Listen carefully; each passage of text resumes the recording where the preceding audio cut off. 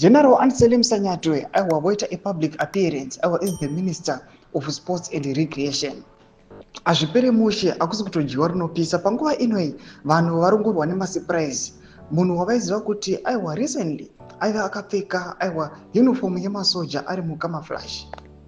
But now ava kuonekwa akapfeka masutu akutoadresa akutoverenga statements. Sana mna mashuka mudanyorwa panapa vanhu vaona nemamwe pictures vakati General Anselm Sanyatwe is everything okay. Not go subscribe or like or on the bell icon. Pana pictures amuri kuona ari kupostiwa panapa pa social media vanobudanyorwa chiti Honorable Minister of Sports, Recreation, Arts and Culture, General Retired Anselm Sanyatwe, his first public appearance after being elevated to his current appointment by His Excellency President Dr. E.D. Mnangagwa. He was the guest of honor at the prestigious Annual Sports Awards. But Panama pictures mamwe arikutendera arikuonekwa kunzi General Anselm Sanyatwe vanombobuda pane mamwe pictures akaratidza kuti munhu ari deep thoughts.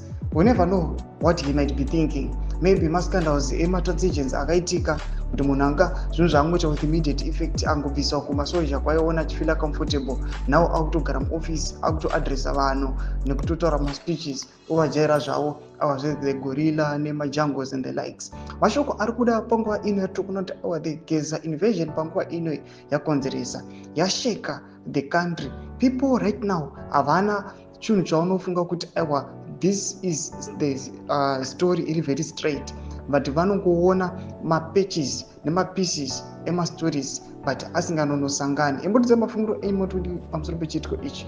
Pinangoma section medu mafunguro enyu. So subscribe or like, chat on the bell icon.